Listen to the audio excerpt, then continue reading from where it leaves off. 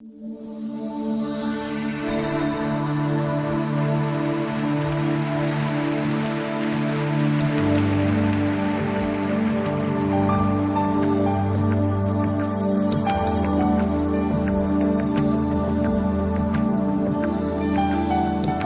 bienvenidos a La Verdad Presente. Estamos en la temporada de las características de una iglesia bíblica.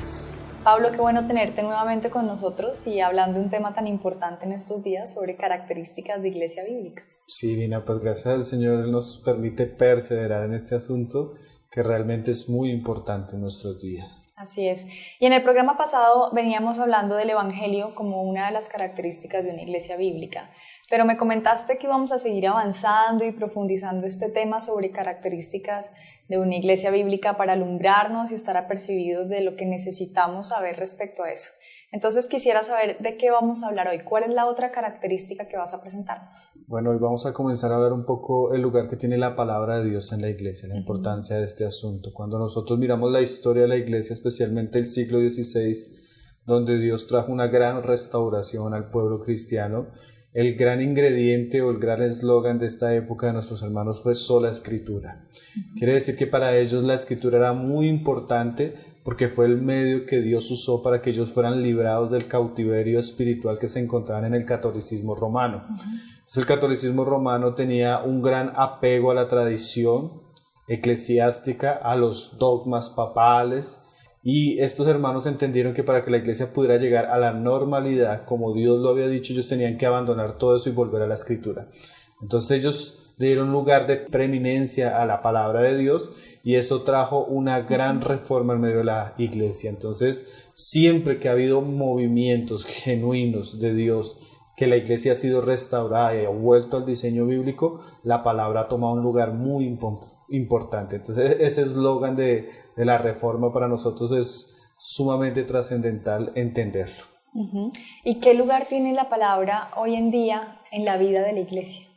Bueno, como nuestros hermanos decían, la palabra es la norma de fe y de práctica, de conducta, ella es la autoridad final y ella es la base sólida sobre la cual nosotros debemos edificar la misma iglesia. Entonces es muy interesante e importante entender que la palabra es la norma de fe porque ella proviene de Dios mismo.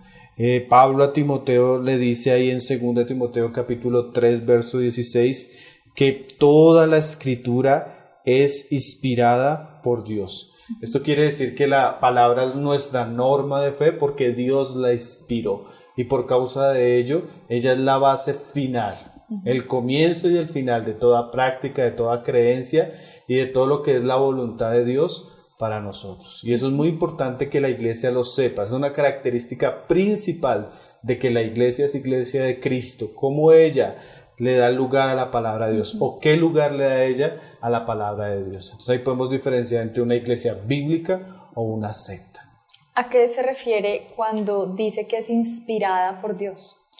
Bueno, literalmente Jesús hablando en la tentación dice que es la palabra que sale de la misma boca que es de Dios, ¿sí? Entonces quiere decir que Dios la sopló, que fue la boca de Dios la que la trajo.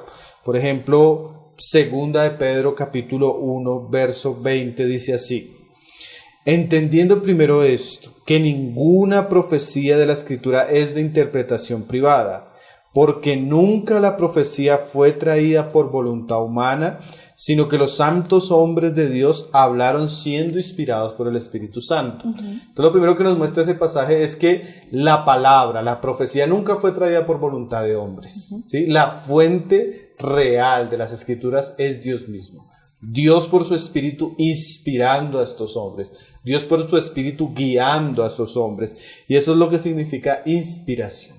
Entonces la fuente es Dios. Los profetas simplemente fueron instrumentos que Dios usó para traer su palabra a los hombres. Y esto es muy importante saberlo, porque no es que ellos nos hablaron algo acerca de Dios, sino fue que Dios los usó a ellos para hablarnos a nosotros. Por eso decimos que la palabra proviene de Dios mismo, es inspirada. Y que eso es bien importante porque esa era la diferencia entre los profetas de Dios y los falsos profetas. Por ejemplo, Jeremías capítulo 23, verso 16 decía así: así ha dicho Jehová de los ejércitos: No escuchéis las palabras de los profetas que os profetizan, os alimentan con vanas esperanzas, hablan visión de su propio corazón y no de la boca de Dios. Entonces, inspiración quiere decir que Dios habló, es una palabra salida de la boca de Dios, que era diferente a estos falsos profetas, que Dios no había hablado, pero ellos hablaban de su propio corazón. En cambio, los verdaderos profetas simplemente eran instrumentos que Dios usaba para hablarnos a través de ellos. Ahora, algo que es bien importante aclarar es que inspiración no quiere decir que Dios anuló a los instrumentos. ¿Cómo así? Dios usó la personalidad, Dios usó el idioma, Dios usó el lenguaje de la época para transmitir su palabra a nosotros. Entonces estos hombres eran conscientes, pero Dios, en un trabajo delicado, perfecto, inerrante, Él impulsó a estos hombres para que ellos pudieran comunicarnos el mensaje perfecto que Él quería darnos. Entonces es una norma de fe perfecta, completa, autoritaria, y nosotros debemos tenerla allí presente, ¿no? Claro. Pablo, yo creo que muchos de los que nos están viendo se han hecho esta pregunta en algún momento, y es, como estamos hablando de hombres al final, y los hombres son falibles y son débiles y se pueden equivocar, ¿cómo sabemos que esos hombres tal vez no se equivocaron al dar esa palabra, o no tergiversaron, o no cambiaron algo de lo que de Dios habían recibido? Bueno, sí, cuando hablamos de la palabra de Dios tenemos que reconocer que es inspirada por Dios, pero también escrita por los hombres. Y como tú dices, es uno de los argumentos que se usan para criticar las escrituras, que fue escrita por hombres y por ende debe tener errores. Pero cuando tú comienzas a estudiar la historia de la Biblia, la formación de la Biblia, cómo se consolidó los libros de la Biblia, cómo se transmitieron después las copias de la Biblia, tú te das cuenta que Dios fue sumamente cuidadoso. Entonces, cuando miramos la autoridad de la Biblia como un libro histórico, ¿sí? Desde el punto bibliográfico, vemos que la Biblia tiene una autoridad que ningún otro libro tiene. Y Dios se encargó de cuidar a sus profetas para que ellos no hablaran más, ni hablaran menos, ni torcieran el mensaje. Por eso tenemos advertencias desde el Antiguo Testamento hasta el Nuevo Testamento, Dios mismo advirtiéndole a sus profetas que tuvieran cuidado de añadirle o de quitarle. Por ejemplo, tenemos Deuteronomio 4:2, donde Dios le decía a su pueblo: no añadirás a la palabra que yo os mando, ni disminuirás de ella. Entonces es una advertencia que tenemos desde el Antiguo Testamento. Dios siempre cuidó que sus siervos hablaran lo que Él habló, no más, no menos. A pesar de que se opusieran los reyes, se opusieran el pueblo, el mandato para ellos era que fueran fieles y hablaran lo que Dios había dicho. Por ejemplo, el Señor le dice a Jeremías: así ha dicho Jehová, ponte en el atrio de la casa de Jehová y habla. Pero Él resalta: todas las palabras que yo te mandé hablarles. No retengas palabras. No le añadas, no le quites, no retengas. Entonces Dios estaba pendiente de que sus profetas cumplieran cada una de sus palabras. Aún en el libro de Apocalipsis tenemos pasajes muy conocidos donde hay advertencias serias. Por ejemplo, Apocalipsis 22:18 dice: yo testifico a todo aquel que oye las palabras de este libro, si alguno añadiere a estas cosas, Dios traerá sobre él las plagas que están escritas en este libro. Y si alguno quitare de las palabras del libro de esta profecía, Dios quitará su parte del libro de la vida. Entonces es muy serio. Entonces te das cuenta que desde el comienzo hasta el final, Dios está advirtiendo a sus hijos para que sus hijos, sus profetas, no perviertan el mensaje.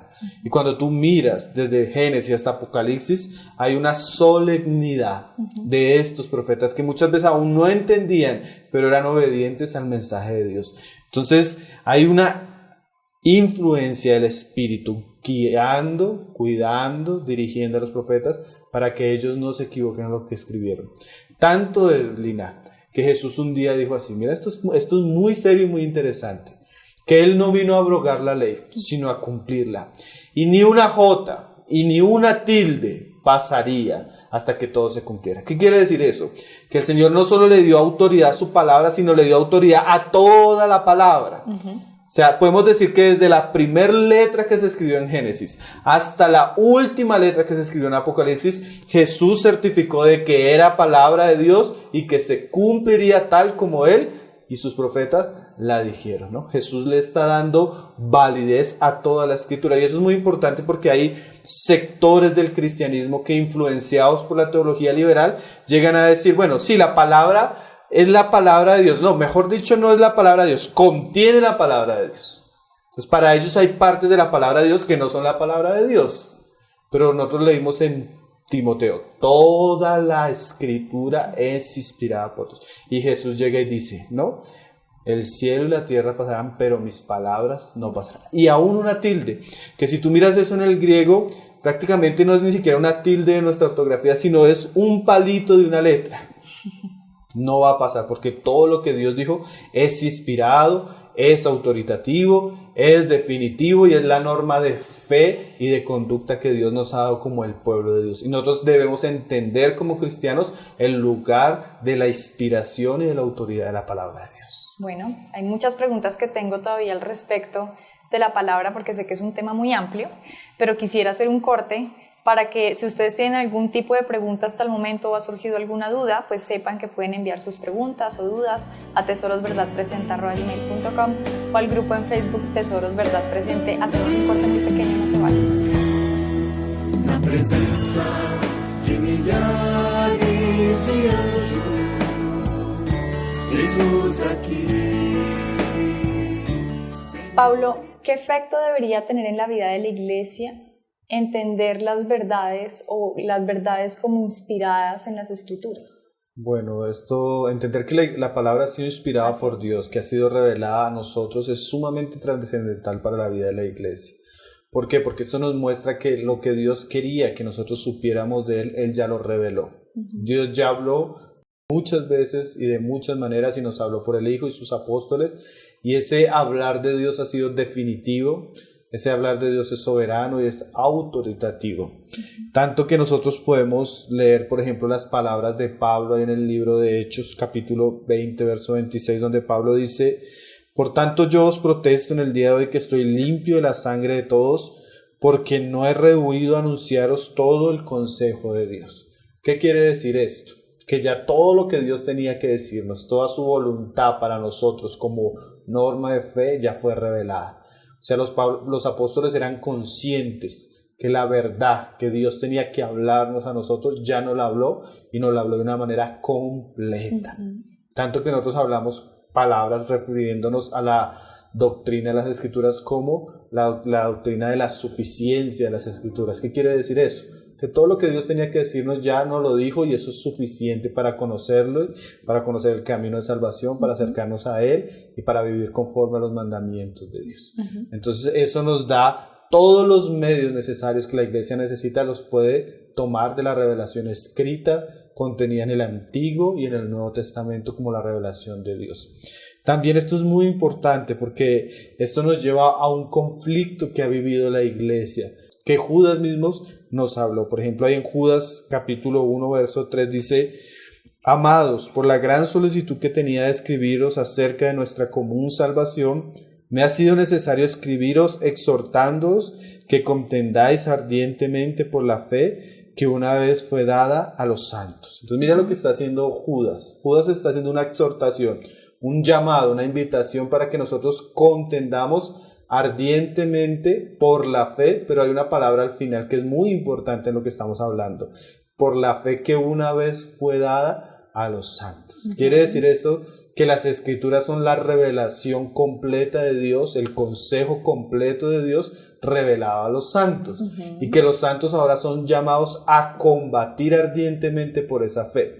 Quiere decir que nosotros no podemos añadirle a la fe, sino que lo que tenemos que hacer es guardar la fe que nos fue dada en las Escrituras, la revelación de Dios, y contender contra todo aquello que quiera atentar contra la autoridad de las Escrituras, contra la inspiración de las Escrituras o contra la suficiencia de las Escrituras. Y esa palabra contender ardientemente, en el griego es una sola palabra que viene de agonizar. O sea, Judas está hablando que nosotros debemos defender esa palabra o esa fe que nos ha sido dado a tal punto de estar dispuestos a morir por ella.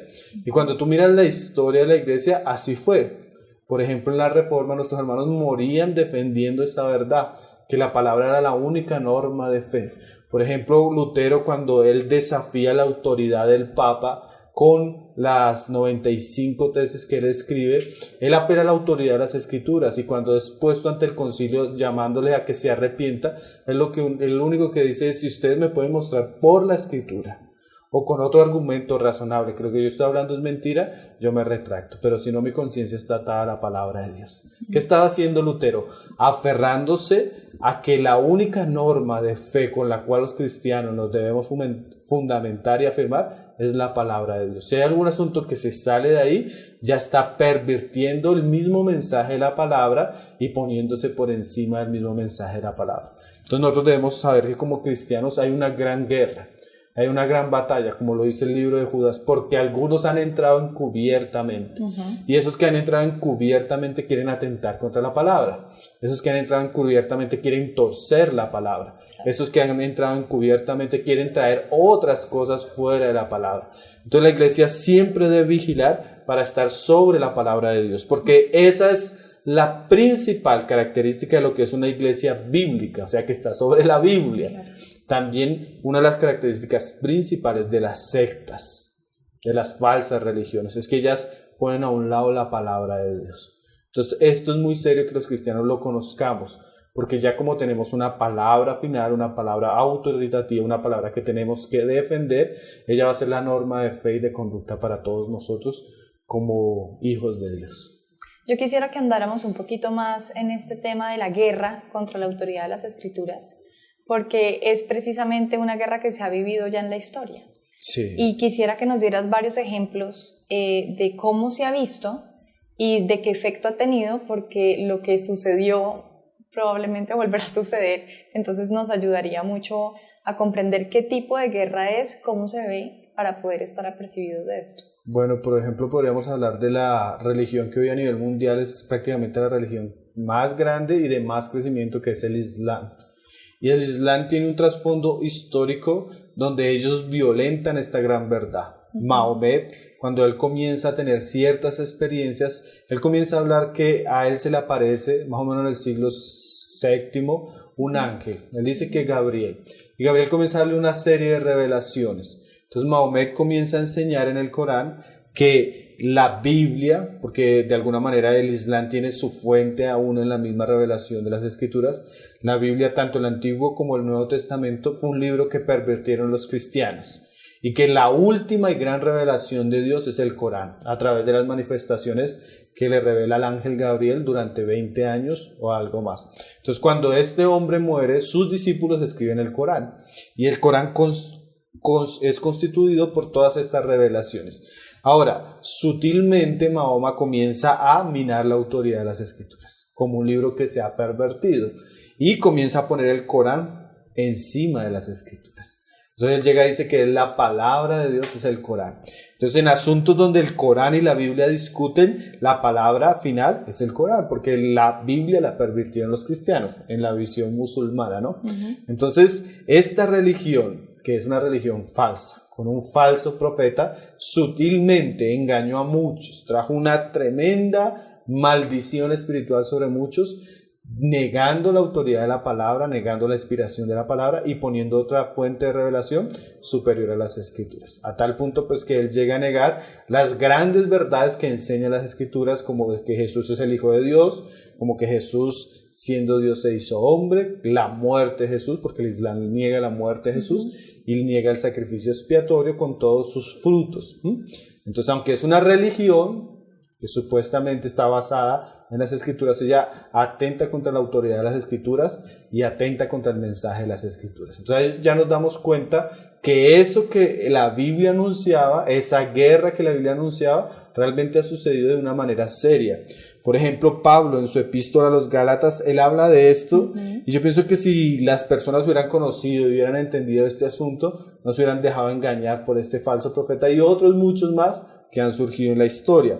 Pablo le decía a los Gálatas que estaban en este inminente peligro de caer bajo el engaño de los judaizantes, así. Dice ahí en Gálatas capítulo 1, verso 6, dice: Estoy maravillado de que tan pronto os hayáis alejado del que os llamó por la gracia de Cristo para seguir un evangelio diferente. Y ahora esto es muy interesante porque Pablo le dice a los Gálatas que cuando una persona se aleja de las Escrituras, del mensaje de las Escrituras, del evangelio de las Escrituras, no solo se está alejando de las Escrituras, sino se está alejando de aquel que nos llamó. Entonces, en la medida que nosotros como pueblo de Dios caminemos con el evangelio y con las Escrituras, estamos caminando con Cristo y estamos caminando con Dios. Pero en la medida que nosotros nos apartamos a otro evangelio, eso tiene un efecto directo en la relación del pueblo de Dios con Dios mismo. Entonces, seguir otro evangelio no es solo seguir otro evangelio, sino es alejarnos de Dios. Y esto es muy serio. Y dice, no que haya otro, sino que hay algunos que os perturban y quieren pervertir el evangelio de Cristo. Entonces, siempre desde los primeros años de la iglesia primitiva, siempre hubieron personas que querían diluir el evangelio, que querían desviar al pueblo de Dios del mensaje, ¿no? Y eso es una perturbación y eso es otro evangelio. Y dice acá, no que haya otro, sino que hay algunos que os perturban y quieren pervertir el evangelio de Cristo. Ahora mira lo que dice Pablo, que esto es muy serio y aquí quería llegar. Mas si aún nosotros o un ángel del cielo os anunciare otro evangelio diferente del que os hemos anunciado, sea anatema. Como antes hemos dicho, también ahora lo repito, si alguno os predica diferente evangelio del que habéis recibido, sea anatema. Entonces mira lo que hace Pablo. Él quiere resaltar su argumento poniéndose él mismo. O sea, el mensaje de Dios es tan autoritativo porque no es el mensaje de Pablo, Claro. ¿sí? Es de Dios, porque Dios fue el que lo inspiró y Jesucristo. Entonces Pablo dice, aun si nosotros quisiéramos ponernos por encima del mensaje y cambiar el mensaje o traer otro mensaje, nosotros seamos, ¿qué? Anatemas, malditos. ¿Qué quiere decir eso? Que la misma revelación de Dios es superior a los apóstoles. ¿Sí? No es ni siquiera superior a la iglesia, es superior a los mismos apóstoles, porque los apóstoles simplemente eran instrumentos de Dios para hablar el mensaje. Ellos tenían que ser fieles al mensaje que Dios les había dicho. Y ahora Pablo no solo resalta poniéndose ellos, sino ellos pone un ángel.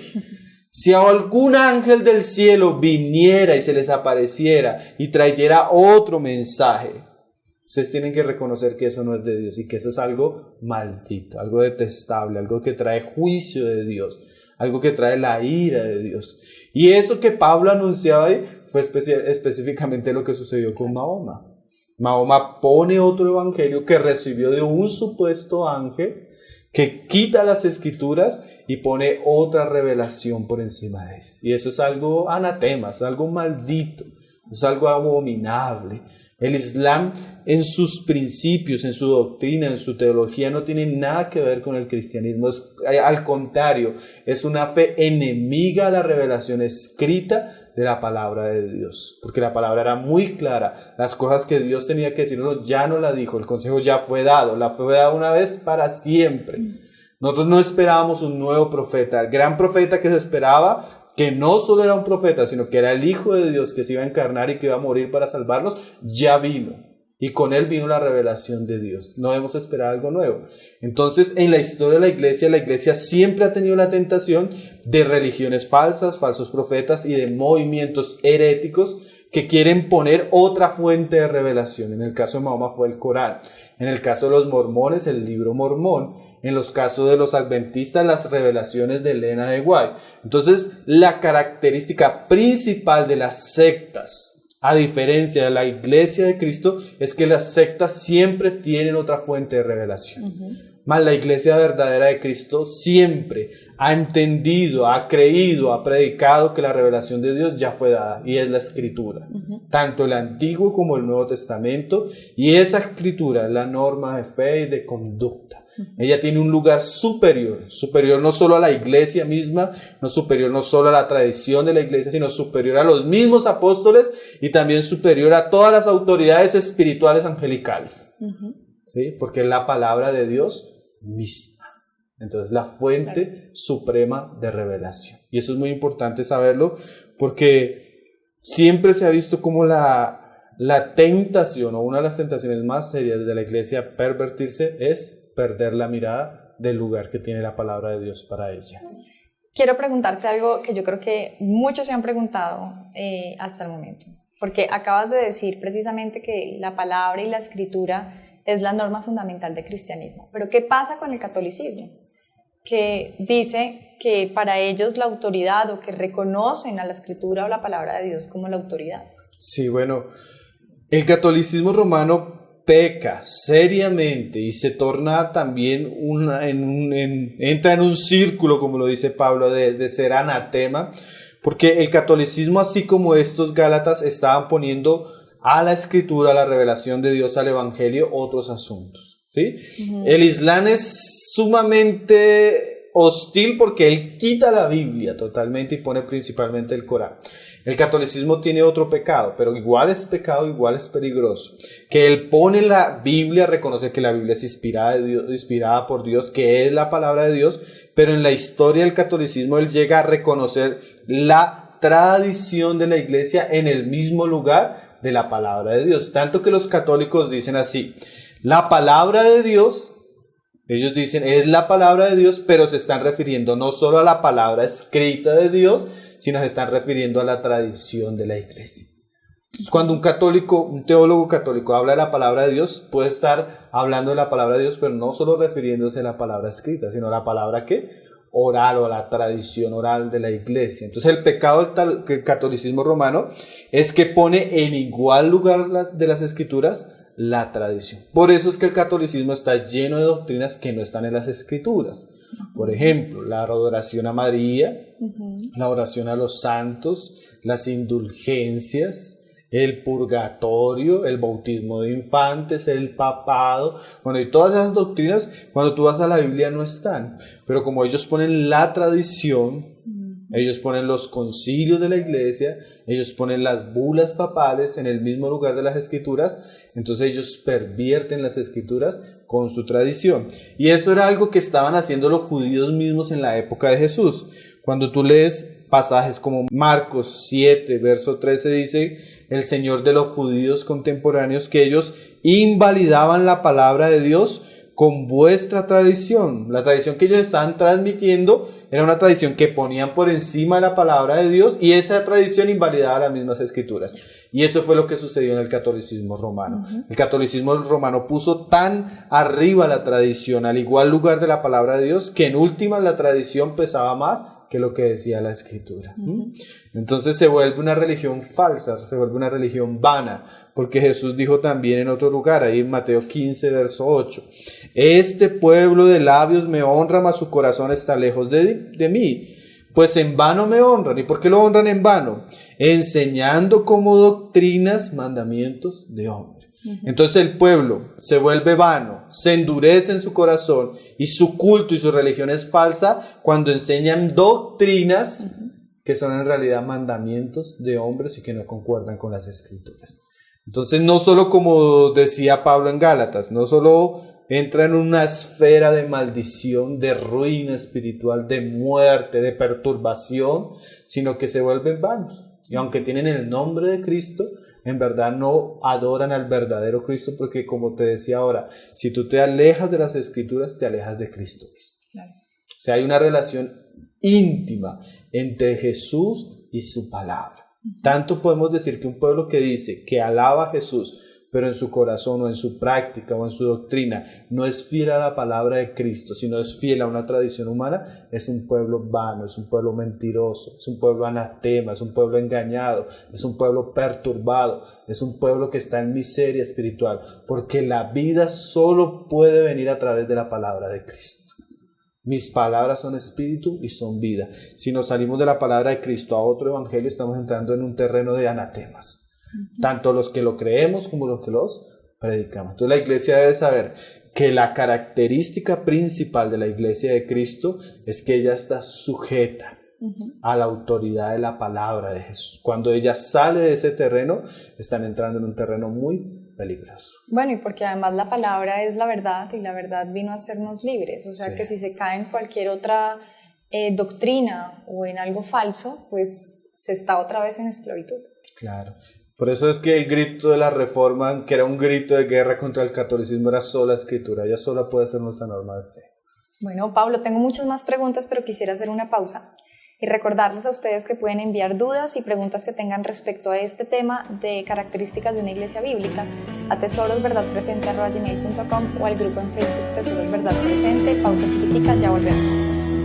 Na presença de milhares de anjos, eis-nos aqui.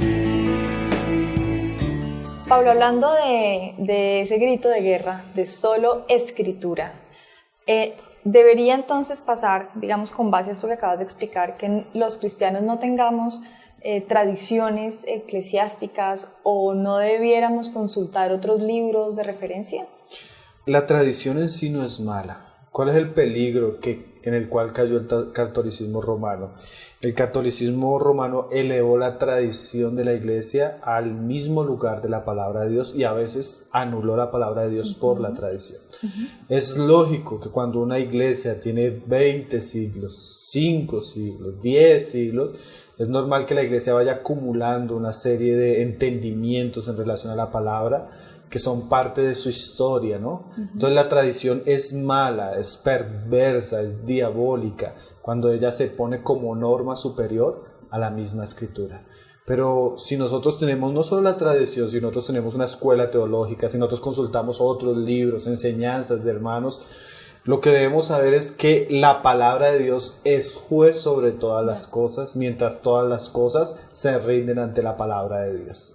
¿Sí me hago entender? Sí. O sea, ella es la norma de fe. Entonces yo puedo estudiar todo el calvinismo, todo el luteranismo, todas las predicaciones de John Wesley, todos los libros de teología sistemática, teología exegética, a la luz de la palabra de Dios y comprobar por la palabra de Dios si eso es verdadero o si eso es falso. Entonces, aún la literatura que nosotros tenemos como cristianos, que leemos, lo que debemos ponerla es a los pies de la palabra de Dios para que ella sea el juez. Entonces, como decíamos, en una pila ponemos la palabra de Dios como autoridad suprema y bien allá abajo, bien allá abajo los libros cristianos, las teologías y todo debe ser juzgado por la gloriosa, eterna y perfecta palabra de Dios.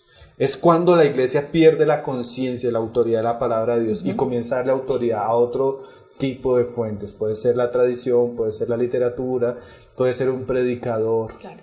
Y ahí es donde la iglesia comienza a caminar un terreno muy peligroso. Entonces puede existir, solo que Dios le dio un valor, Dios le dio una autoridad.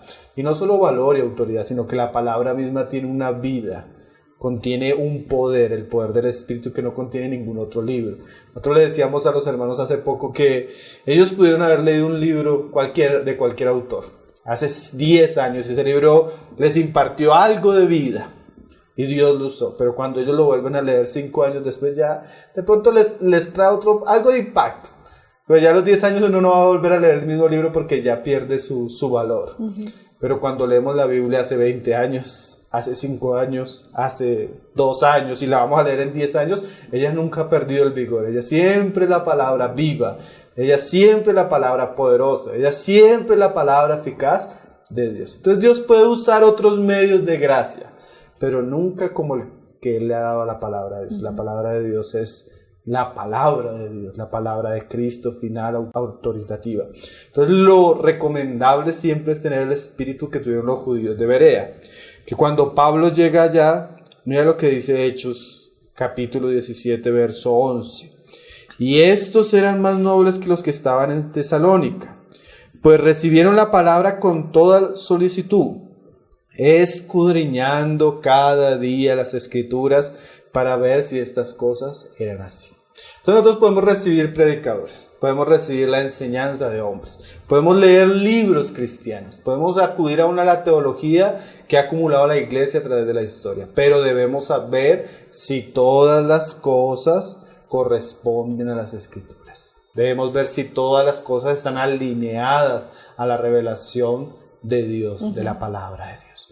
Entonces, gracias al Señor por los otros medios, pero realmente la autoridad final, la que acaba todas las discusiones, la que tiene la última palabra, siempre va a ser la palabra de Dios. Entonces, la tradición tiene un lugar, bien abajo, pero tiene un lugar en comparación a la palabra de Dios. La palabra de Dios es la fe una vez dada para siempre.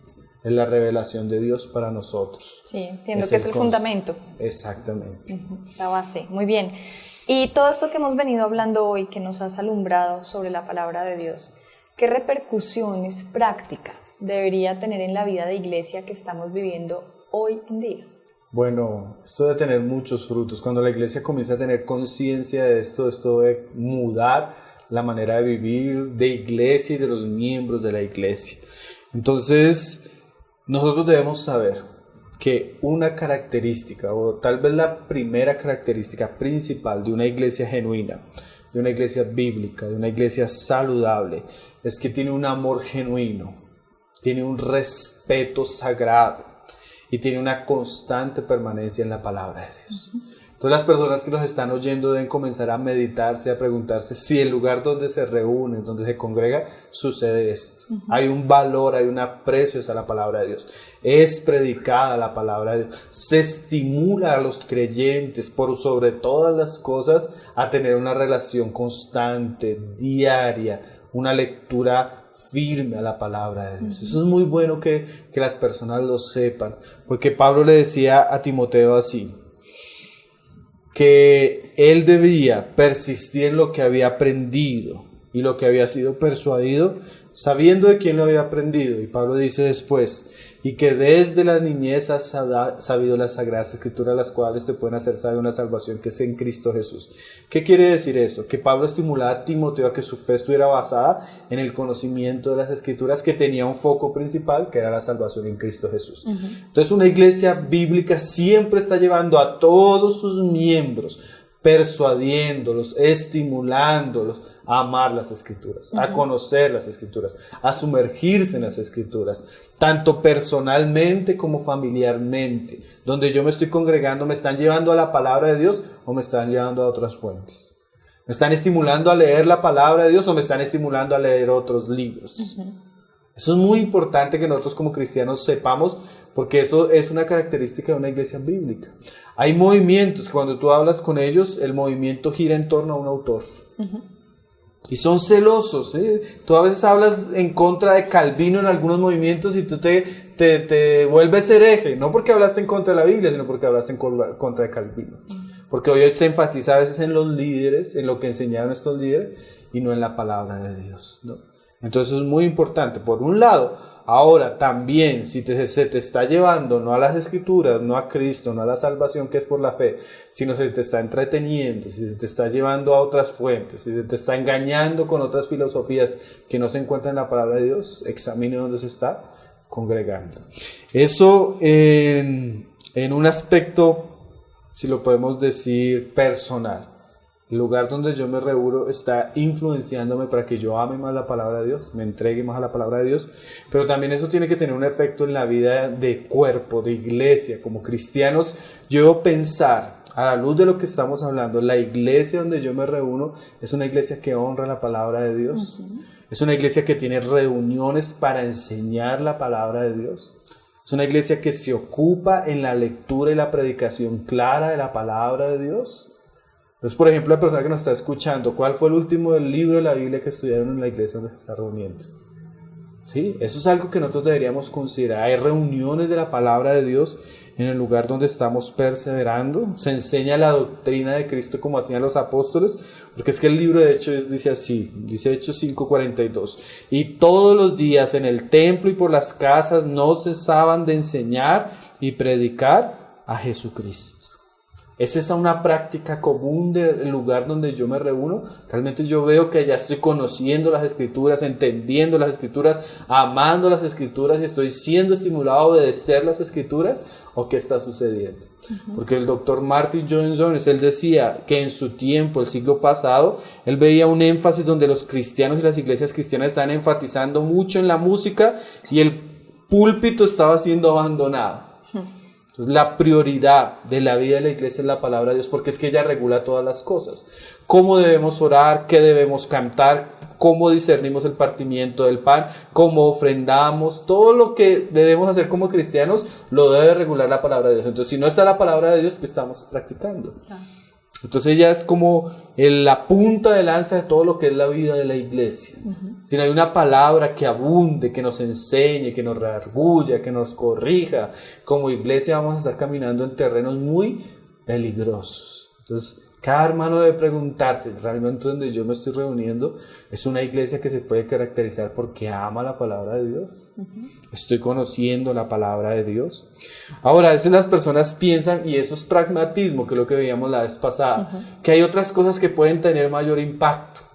Y yo siempre recuerdo la historia que el Señor cuenta del rico y de Lázaro. Ambos mueren. Y Lázaro y el rico, al verse en el lugar de condenación, él dice, por favor que alguien vaya y le hable a mi familia para que no lleguen a este lugar. Y Abraham le dice, mire, a los profetas y a Moisés tienen, óiganlos. ¿Qué es eso? Oigan la palabra de Dios. Él dice, no, pero si alguien viniera de los muertos y les hablare, seguro que se arrepienten. Y Abraham le dice, mire, si no oyen a Moisés, a los profetas, aunque alguno se levantare de los muertos, no van a creer. Y eso es muy importante. La iglesia debe saber que la persona puede ver el mayor milagro. ¿Cuál es el mayor milagro? Que se le murió un familiar y lo resuciten 15 días después y él llegue a dar testimonio. Y él puede llegar a dar testimonio. Pero si una persona no cree en la palabra de Dios, aunque vea el mayor milagro, no va a creer tampoco. Entonces la palabra de Dios es suficiente para salvar. La palabra de Dios es suficiente para edificar a la iglesia. La palabra de Dios es suficiente para que nosotros crezcamos y maduremos y lleguemos a ser, como dice 2 Timoteo, hombres preparados para toda buena obra. Eso no lo hace nada más, ni la buena música, ni los grandes edificios. Nada más puede reemplazar la palabra de Dios. Tanto que podríamos decirle con toda osadía a las personas que nos escuchan que si ellos están reuniendo en un lugar donde no están escuchando, no están profundizando y no están creciendo en la palabra de Dios, que deberían buscar y considerar un lugar donde reunirse. Porque una iglesia que no tiene como base, como permanencia la palabra de Dios, ¿qué tipo de iglesia es? Entonces esto tiene repercusiones prácticas. Ahora, ¿por qué la iglesia también carece tanto de la palabra de Dios? Porque no tenemos hombres dedicados a la palabra de Dios. Como dijo Paul Washer, si queremos iglesias bíblicas, tenemos que tener hombres bíblicos. O sea, hombres entregados a la palabra de Dios. Hombres que puedan, como dice Pablo, hombres que se puedan dedicar a la enseñanza de la predicación de la palabra. Porque en Hechos 6 vemos que Pedro, por la situación de las mesas que se le repartía a unos y a otros no, tiene la tentación de solucionar el asunto. Pero Pedro dice, no es justo que nosotros nos ocupemos de las mesas. Imagínate, los predicadores pensando en las cosas de las mesas. Entonces dice, no es justo. Escoge a vos de entre vosotros 7 varones llenos del Espíritu Santo, de sabiduría, de buen testimonio, y nosotros persistiremos en la oración y la predicación de la palabra. Quiere decir que la iglesia, para ser una iglesia bíblica, tiene que tener hombres dedicados a la palabra, llenos de la palabra, y que tengan como cargo, como función principal en la iglesia, estar enseñando a los santos, perfeccionándolos para que los santos hagan la obra del ministerio. Pero el ministerio de la palabra en la iglesia es sumamente importante. Entonces lo mismo vuelvo a preguntar a las personas que nos ven. La iglesia donde usted se reúne, usted puede notar que las personas que gobiernan, que presiden, que pastorean esa iglesia, son hombres de la palabra de Dios. O son motivadores, como decíamos la vez pasada. O solo están hablando de prosperidad. O son personas que son chistosas, agradables. Pero usted no encuentra una palabra sustanciosa, una palabra íntegra, una palabra que realmente nos esté llevando a crecer en el conocimiento de Cristo, a afirmarnos en la obediencia a Él y a una formación verdadera del carácter de Él en nuestra vida. Entonces son preguntas que todos debemos hacernos, ¿no? Preguntas sumamente trascendentales. Entonces yo quiero ya, en vez de recibir preguntas, yo quiero hacer preguntas para las personas que nos oyen. ¿Me reúno con cristianos así? ¿Me están estimulando a leer, amar y obedecer la palabra de Dios? ¿La iglesia donde regularmente me reúno está viviendo esto? ¿Estamos teniendo estudios serios de la palabra? ¿Mis pastores son hombres de la palabra? ¿Estoy siendo impactado por la palabra? ¿Estoy creciendo en el amor hacia la palabra? Eso es bueno saberlo, porque las respuestas a eso nos van a mostrar si estamos perseverando en una iglesia bíblica, una iglesia saludable, o tal vez estamos asistiendo a una secta. ¿Somos ese pueblo santo, fiel a la palabra, o somos ese pueblo vano que solo alaba de labios pero en nuestro corazón no estamos enseñando solo doctrinas de hombres. Eso es muy importante, Lina. Eso es una línea separadora entre el pueblo de Dios y las sectas. Entonces son temas muy importantes que seguramente vamos a tener que tener más tiempos para enfatizar un poco en esto. Queda mucho por reflexionar, ¿no? Sí. Para los que nos están viendo y oyendo, estas son preguntas claves que hay que contestarse pronto Sí. para volverse a la palabra y bueno, porque la palabra dice que alumbra nuestro caminar, ¿no? Sí. Y hace parte de esto. Pablo, para terminar, ¿qué nos recomiendas? Especialmente la lectura de la palabra. Amén. Yo quisiera hoy aprovechar para decirle a las personas cómo está su relación con la misma palabra, porque los cristianos a veces no pueden ni siquiera discernir, porque se acostumbraron solo a escuchar lo que escuchan un domingo en un lugar, ¿no? Entonces yo quisiera animarles a que vuelvan su corazón a la misma escritura. Ella puede abrirle los ojos del entendimiento de las personas, ella puede darles claridad, ella puede darles luz acerca de lo que es la voluntad de Dios. Entonces qué bueno que las personas que nos ven hoy sean estimuladas a volver a las escrituras, a escudriñar las escrituras, a leer las escrituras, a tomarse ese tiempo diario, estar en la palabra, de orar a Dios para que Él les esté hablando. Y no solo eso, sino las personas que de alguna manera tienen algún cargo, algún liderazgo, algún ministerio en la iglesia, que realmente ellos tomen en serio que lo que los gobierna sea la palabra de Dios. Qué triste escuchar hoy en día pastores que es que yo tuve un sueño, es que yo tuve una visión. Están guiando al pueblo de Dios basados en sus sueños y en sus visiones, que era la característica de los falsos profetas, Lina. Los falsos profetas hablaban de su propio corazón. A mí me preocupa cuando los hermanos me dicen, hermano, comparta algo de ¿qué le ha puesto el Señor en su corazón? Y no se trata de qué se ha puesto el Señor en mi corazón, sino se trata de qué Dios ha dicho. Claro. Yo debo hacer oír lo que Dios ya dijo. Predica la palabra, no tus sueños, no tus visiones, no lo que hay en tu corazón, porque mi corazón es engañoso. Claro. Yo debo dejar de enseñar lo que dice Dios en su palabra. No es que Dios me está hablando. Si Dios le está hablando, lea la palabra en voz alta. Si quiere que Dios le hable verdaderamente, porque nuestros sueños, nuestras visiones, nuestras experiencias son peligrosas. Sí. Son un terreno que no es seguro. El único terreno seguro, firme, fiel y usado por el cielo, por Cristo y por el Espíritu Santo es la palabra. Cuando se sale de ese terreno, se comienza a caminar el camino peligroso de las sectas, falsas religiones. Pablo, muchas gracias por lo que nos has dicho hoy, por lo que nos has enseñado acerca de la palabra misma, porque es un tiempo donde el Señor siempre está llamando a su pueblo a salir de aquello que está tergiversado, de aquello que se le ha añadido, se le ha quitado. Entonces ha sido muy importante poder traer claridad sobre la Escritura como la autoridad.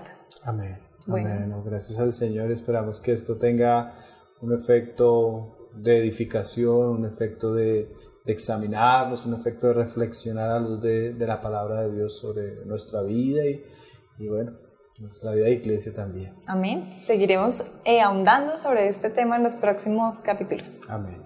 A ustedes muchísimas gracias por acompañarnos en el día de hoy.